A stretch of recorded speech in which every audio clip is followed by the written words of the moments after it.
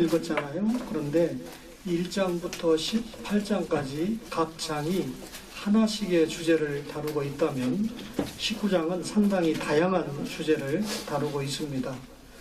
근데 레위기라고 하는 성경은 내가 거룩하니 너희도 거룩하라 라고 하는 예배, 거룩의 삶을 강조하는 책인데 그 말씀을 집약해서 오늘 19장 2절에 보니까 너희는 거룩하라 이는 나 여호와 너희 하나님이 거룩함이니라 라고 하는 한 구절로 집약을 했습니다. 구원받은 성도가 거룩하게 살아야죠. 이 한국교회가 과거보다 상당히 힘을 잃고 있는 것은 구원받은 성도가 거룩한 삶으로 사회에 비춰지지 않기 때문에 그런 중요한 원인이 됩니다. 그럼 성경은 거룩이 무엇이냐? 거룩의 기반을 십계명이라고 말씀하고 있습니다. 출애굽기 20장에 십계명을 구체적으로 기록을 했는데 같은 모세를 통해서 레위기 19장에 십계명이 똑같이 기록이 됩니다. 19장을 천천히 읽어보면 4절을 먼저 보시면 너희는 헛된 것들에게로 향하지 말며 너희를 위하여 신상들을 부어 만들지 말라라고 하는 것은 1계명과 2계명이죠. 그 다음에 12절에 보면 내 하나님의 이름을 욕되게 하지 말라 3계명입니다. 3절에 보면 너희 각 사람은 부모를 경외하고 나의 안식일을 지키라 이게 5계명과 4계명이죠. 16절에 보면 내 이웃의 피를 흘려 이익을 도모하지 말라 살인하지 말라는 6계명입니다. 29절에 보면 내 딸을 더럽혀 창녀가 되게 하지 말라 음행이 전국에 퍼져 죄악이 가득할까 하노라 이는 간음하지 말라라는 7계명이죠. 11절에 보면 너희는 도둑질하지 말며 속이지 말며 서로 거짓말하지 말라 8계명과 9계명입니다. 13절에 보면 너는 내 이웃을 억압하지 말며 착취하지 말라 이 말은 내 이웃의 소유를 탐내지 말라는 10계명을 말씀하는데 레위기 19장에 이렇게 짤막짤막하게 10계명을 소개한 것은 출애굽기 20장에 이미 원본을 다 소개했기 때문이죠.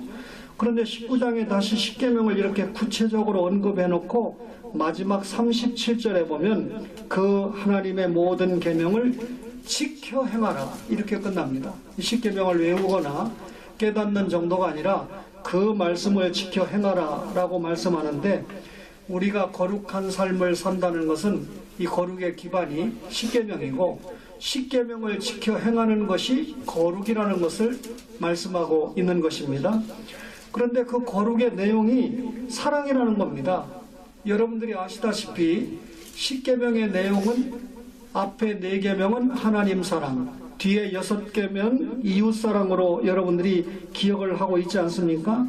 다시 말하면 10계명의 기본 원리 정신이 하나님 사랑, 이웃 사랑인데요. 여러분 이 하나님 사랑을 표현하는 것이 이웃 사랑이라는 것을 굉장히 강조하고 있습니다. 우리가 다른 사람들을 사랑하는 것이 곧 하나님을 사랑한다는 증거와 열매가 되기 때문인데요.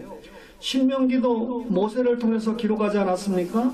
신명기 10장 19절 이하에 보면 이스라엘아 내 하나님 여호와께서 내게 요구하는 것이 무엇이냐 이렇게 질문하고 하나님이 요구하는 건 하나님을 사랑하는 것이다. 하나님을 사랑하는 것을 뭐 예배 이런 말씀을 하지 않고 그 뒤에 보면 뭐라고 쭉 설명하냐면 하나님은 사람을 외모로 보지 아니하시며 뇌물을 받지 아니하시고 고아와 과부를 위하여 정의를 행하시며 나그네를 사랑하여 그에게 떡과 옷을 주신다. 다시 말하면 하나님을 사랑하는 구체적인 내용이 사람을 사랑하는 것이라는 것을 쭉 설명하면서 그 다음에 신명기 19장 34절에 보면 너희와 함께 있는 거류민을 너희 중에서 나은 자같이 여기며 자기같이 사랑하라.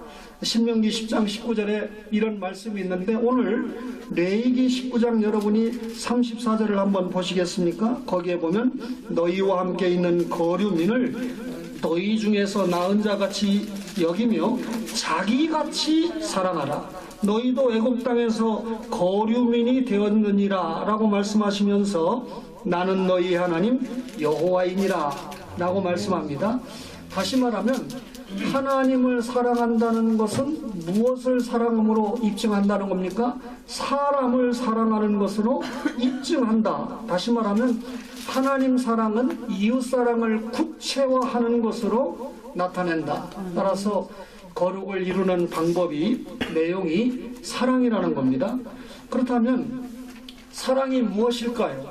레위기 19장에 구체적인 행동으로 사랑을 표현하는데 3절을 보실까요? 19장 3절에 보니까 너희 각 사람은 부모를 경외하고 나의 안식일을 지키라. 나는 너희의 하나님 여호와이니라. 여러분, 부모 공경은 5계명이죠.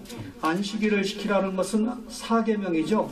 당연히 4계명이 먼저 나와야 되는데 하나님과 관계된 대표적인 계명을 4계명으로 소개했어요. 여기는 사람과 관계된 대표적인 계명을 5계명으로 소개했는데 사람과의 관계 계명을 앞에다 두었다라는 것은 그만큼 하나님을 사랑하는 것은 사람을 사랑하는 것에서 나타내야 된다라고 하는 것을 레위기 19장에서 강조하는데요. 여러분, 출애굽기 20장에 내 부모를 공경하라 할 때 부모, 우리 윤 목사님께서 히브리어를 여러분과 함께 지도하고 계시잖아요. 거기에는 이 히브리 말로도 부모 할 때 아버지 아부, 어머니 이 순서대로 됐습니다. 그러니까 번역이 순서대로 된 거예요. 그런데 오늘 이 본문의 레위기 19장의 3절의 부모는 사실 이 히브리 원전에는 어머니가 먼저 나오고 아버지가 뒤에 나옵니다. 그러니까 내 어머니와 아버지를 공경하고 이렇게 순서가 되어 있는데 우리 성경은 그냥 부모로 번역을 했죠. 그때 여러분 여인들은 굉장히 약한 존재인데 남편이 죽으면 굉장히 이 약한 존재로 도와야 될 존재로 취급하지 않습니까? 그만큼 사회적 약자를 사랑해야 된다라고 하는 것을 강조했는데요. 여기 레위기 19장 3절에 부모를 경외하고 공경하고 그 말이잖아요. 그런데 부모를 공경하라 할 때 출애굽기에는 카박들을 썼습니다. 원어가. 그런데 여기는 부모를 경외하고라고 번역했는데 번역을 잘했어요. 야레, 하나님을 경외하라. 너는 샘머리 앞에 일어서고 할 때 하나님을 경외하라 그랬는데 하나님께서는 경외라는 단어를 야레인데 부모를 경외하라, 공경하라를 야레라고 하는 단어를 썼어요. 그만큼 하나님을 경외하는 것과 같이 부모님을 공경해야 된다라고 하는 것을 강조한 거죠. 그러면서 32절에 보면 노인의 얼굴을 공경하라 그랬는데 그것은 부모를 공경하라는 카바트를 쓰지 않고 하다르라고 하는 히브리어를 썼습니다. 원어를 공부해 보면 확실하게 하나님께서 어떤 의미를 가지고 우리에게 이 말씀을 전개하는가 하는 것을 알 수가 있는데 중요한 것은 안식일을 지키라는 것보다 앞에 부모를 공경하라고 하는 말씀이 히브리어 원 성경 순서도 그렇게 되어 있습니다. 하나님을 사랑하는 것, 사람을 사랑하는 것으로 구체적으로 나타내야 된다. 그런 의미입니다. 그 다음에 3절에 보니까 안식일을 준수하라고 그랬잖아요. 우리가 지금 이 토요일 날 모였으니까 안식일을 준수하는데 사실은 안식일은 신약의 주일이지 않습니까? 주일을 준수하는데 뭐라고 그랬냐면 자녀들과 종들과 가축들과 집에 머무는 나그네까지 다 쉬게 해라. 이 사회적인 약자들까지 모두 안식에 참여하게 하는 것이 하나님을 사랑하는 것이고 그것이 이웃사랑으로 나타나야 된다. 안식일 규정에도 그렇게 나타납니다. 그 다음에 5절을 보시면 19장 5절에 너희는 화목제물을 여호와께 드릴 때 기쁘게 받으시도록 드리고 쭉 나오잖아요. 5대 제사가 레위기에 나오는데 굳이 레위기 19장에는 화목제만 언급을 합니다. 왜 그럴까요? 다른 제사들과 확실하게 차이가 있는데 화목제는 하나님 앞에 드린 제물을 먹을 수 있다는 것입니다. 그런데 화목제 제물이 소나 양을 드리는데 이 소나 양을 이틀 안에 먹으라는 거예요. 근데 한 가족이 소 한 마리를 잡아가지고 이틀 안에 먹을 수 있습니까? 그 핵심적인 내용이 무엇이냐면 가난한 이웃들을 초청을 해서 3일째 남지 않도록 이틀 내에 다 먹어야 된다. 이 말은 가난한 사람들을 초대해서 함께 나누어 먹게 하는 것이 목적이라는 거예요. 따라서 5대 제사 중에 화목제를 굳이 언급한 것은 역시 하나님을 사랑한다고 말로만 하지 말고 가난한 이웃을 생각하는 확실한 사랑을 통해서 하나님 사랑을 보이라, 그런 의미가 됩니다. 9절을 한번 보실까요? 너희가 너희의 땅에서 곡식을 거둘 때 너는 밭 모퉁이까지 다 거두지 말고 내 떨어진 이삭도 줍지 말며. 이 추수에 대한 규정을 9절과 10절에 말씀하는데, 이 밭의 모퉁이를 수확하지 말고 남겨두라는 거잖아요. 포도원의 열매도 다 따지 말고 남겨두라는 거잖아요. 여러분, 떨어진 이삭이나 포도 열매가 있어도 주인이 줍지 말고 남겨두라는 겁니다. 왜 이렇게 이 규정을 두고 있을까요? 우선 여러분, 가난한 사람들에 대한 몫이 주어지긴 했지만 이런 말씀은 세 가지 중요한 의미가 있는데요. 첫 번째가 가난한 사람도 직접 자기가 수확을 하는 겁니다. 와서. 그러니까 구걸을 해서 남에게 얻어먹는 게 아니라 주인이 남겨놓은 것을 자기가 직접 가져가니까 자기가 수확하는 거잖아요. 그래서 자존심을 지켜주는 복지제도를 성경은 택하고 있다, 그런 말씀이고요. 그 다음에 가난한 사람이 와서 주워갈 때 누가 주워갔는지 모르잖아요. 그러니까 내가 누구를 도왔는지 구체적으로 알지 못하게 했다는 겁니다. 마지막 세 번째는 가난한 사람도 곡식을 주어서라도 곡식으로 드리는 제사가 있잖아요. 하나님 앞에 감사 제사를 드릴 수 있도록 그렇게 도와주었다. 역시 추수 규정도 하나님을 사랑하느냐, 사람을 사랑하는 것으로 나타내라 라고 하는 것을 강조하고 있는 겁니다. 14절을 한번 보실까요? 14절에 보면 너는 귀먹은 자를 저주하지 말며 맹인 앞에 장애물을 놓지 말고 내 하나님을 경외하라, 나는 여호와니라 그랬는데, 귀먹은 자 저주하지 말고 맹인 앞에 장애물 놓지 말라. 여러분, 귀가 먼 사람은 옆에서 아무리 욕해도 그 말 알아들을 수 없습니다. 눈이 먼 사람은 장애물을 볼 수가 없어요. 누가 장애물을 놨는지도 알 수도 없습니다. 그러나 하나님께서는 들으실 수 있고 하나님은 정확하게 보실 수 있다는 겁니다. 이 말은 하나님의 형상의 가치는 그 사람이 가지고 있는 지적 신체적인 기능에 달려있지 않고 그 사람이 장애인이든 비장애인이든 누구나 똑같이 귀중하게 여겨야 된다라고 하는 말씀을 강조하는 겁니다. 그러니까 이 장애에 대한 규정을 봐도 정말 너희가 하나님을 사랑하느냐, 이웃을 사랑하는 것을 통해서 하나님 사랑을 보여야 된다, 이걸 강조하고 있는 겁니다. 6절을 보면요, 이 6번째로 11절을 보면요, 이런 말씀이 있습니다.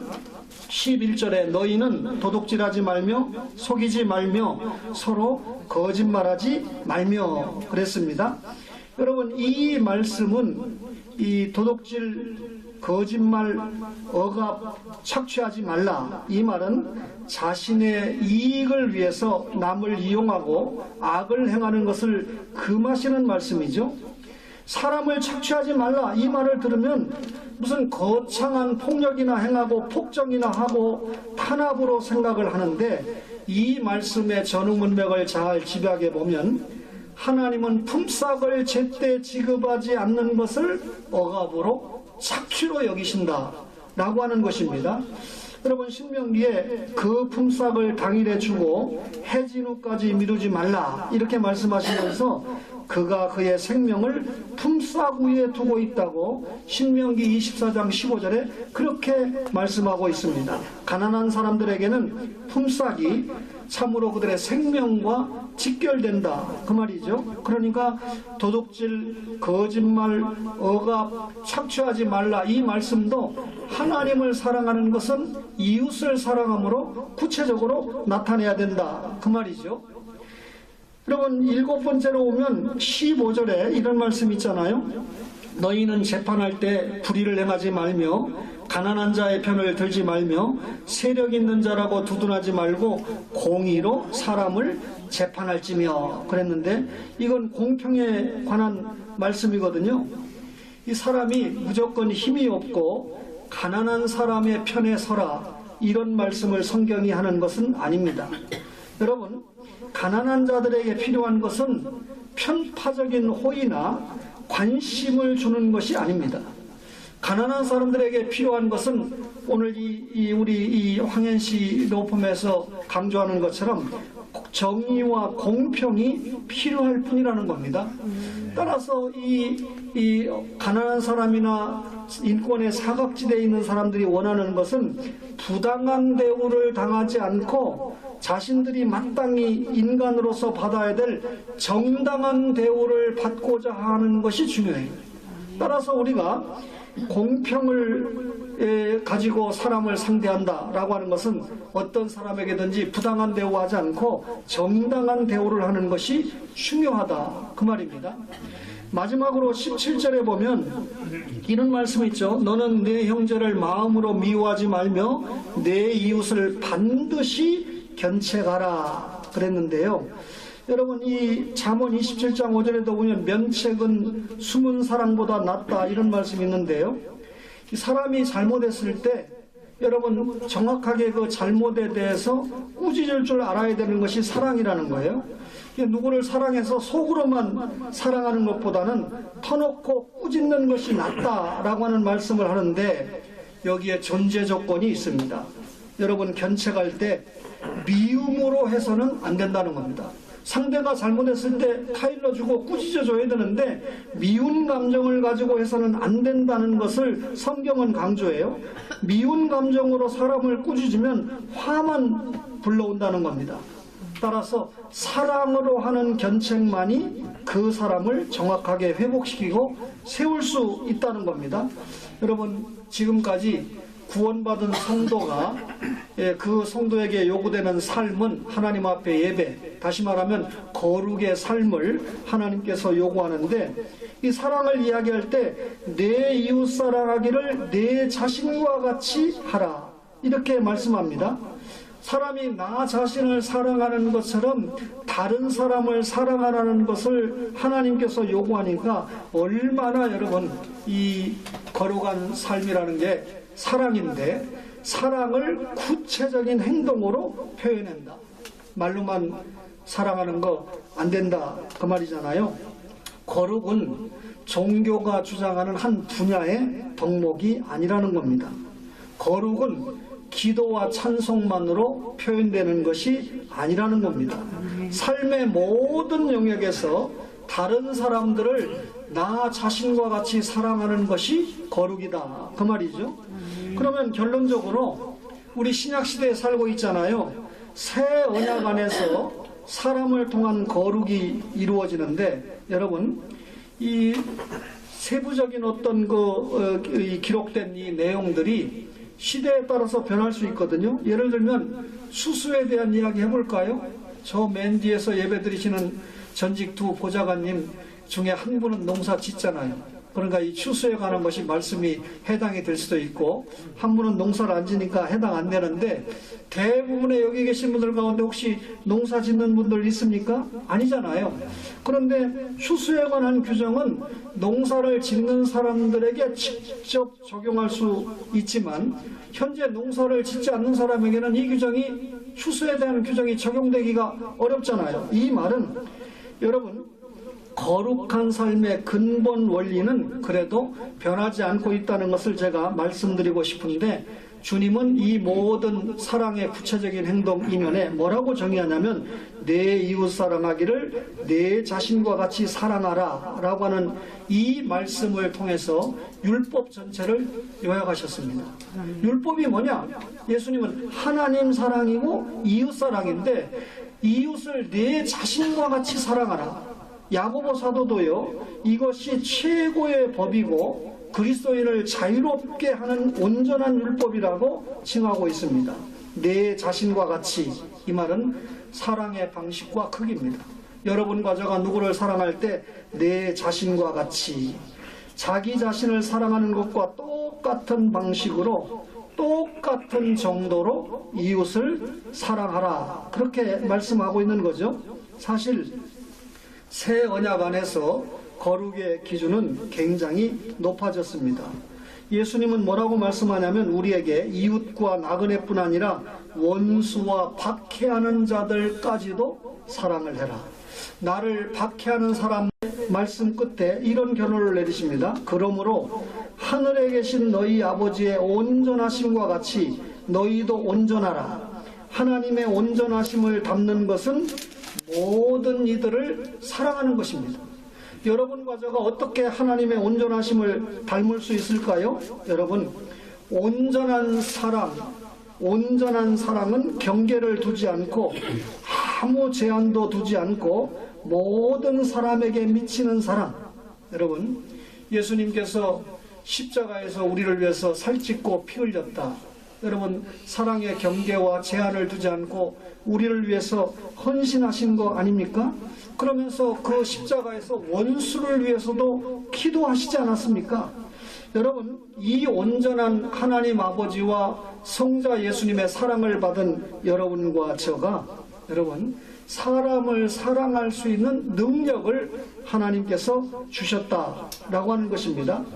성령님께서 우리에게 모든 사람을 사랑할 수 있는 능력을 부어주셨습니다.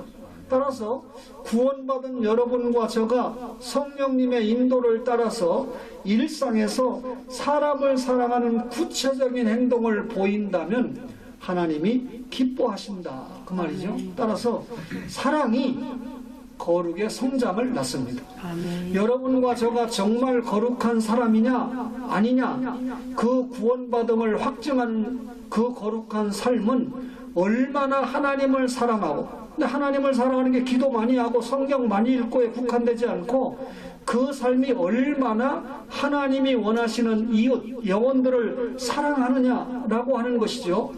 따라서 여러분과 제가 만나는 모든 사람들 예수 믿지 않는 사람이냐, 예수 믿을 수 있는 전도 구령의 대상으로 삼는 것이 사랑이에요. 그리고 예수 믿는 사람은 더 신앙이 성장할 수 있도록 우리가 돕는 것이 진정한 사랑이라는 것이죠. 바울 사도가 데살로니가 교회에 데살로니가전서 3장 12절과 13절에 이렇게 말씀합니다.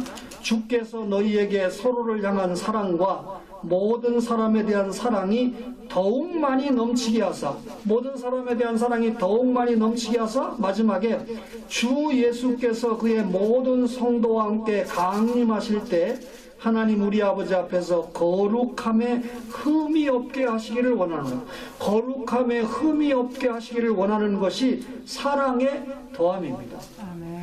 오늘 사실 제가 이 설교를 토요예배 때 잠시 여러분에게 전하는 배경에는 얼마 전에 제가 맨 뒤에 계신 두 분의 보좌관님을 만났는데 과거에 자신들이 국회에서 또 지역에서 모셨던 장로님에 대해서 여러 이야기를 하면서 한 분은 또 이런 이야기를 해요. 그동안 대한민국 역사상 국회의원을 운전을 하시는 기사분이 가장 높은 분이 7급이고 보통 8급을 가지고 이렇게 운행을 하는데 황 장로님은 자기 일을 열심히 돕고 생명과 관계 있잖아요. 운전하시면서 열심히 하신 분을 5급을 부여했다는 거예요.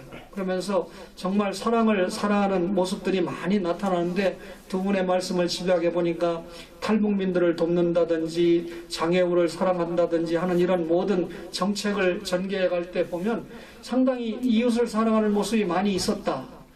이런 이야기를 하고, 또 한 분은 자기가 황 장로님을 모시는 그런 즐거움이 있었지만 그 즐거움 이면에 알고 보니까 예수님을 만날 수 있는 기쁨이 있었다. 이런 고백을 하는 것을 보고 하나님 사랑하는 것은 이웃 사랑을 통해서 나타내야 된다 하는 생각을 많이 해보게 됩니다.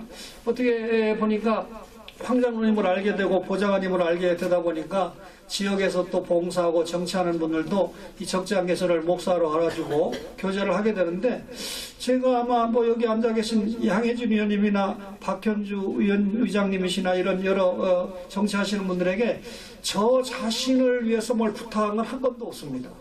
근데 누가 정말 가난하고 힘든 사람이 이렇게 좀 구청이나 이런 도움을 받을 필요가 있는데 어떤 때 보면 좀 이렇게 하소연을 하고 할 때 이건 좀 이 보좌관님들이나 방금 이렇게 이 정치에 관계하시는 분들에게 청을 드리면 해결이 되겠다 싶으면 저에 관한 것은 아니고 부탁을 드려봅니다. 그런데 어떻게 하든지 해결을 해주시려고 그 약자의 편에 서서 해결을 해주시려고 하는 이런 모습들을 제가 많이 그동안 경험을 했고 불과 몇 달 전에도 경험을 했습니다. 이런 그 과정을 보면서 정말 우리가 하나님을 사랑하는 것은 이웃을 사랑하는 것으로 나타내야 하는데 아까 말씀드린 대로 부모를 공경하는 것, 그것은 이 카바트 정도가 아니라 하나님을 경외하는 야레의 수준에서 공경을 해야 된다.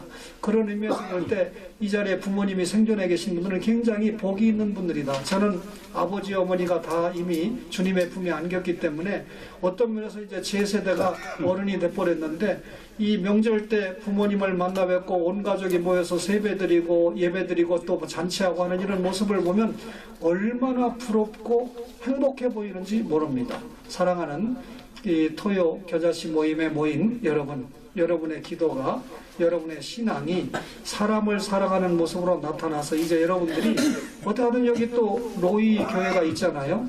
한 사람이라도 더 교회 전도해서 이 귀한 목사님의 말씀을 듣고 정말 참신자가 만들어져서 제가 여기 뭐 이런 정치 얘기를 하기 위해서 온 건 아닌데 지난주에 창녕 구미교회가 설교하는데 윤석열 대통령도 하니까 긴장을 해요.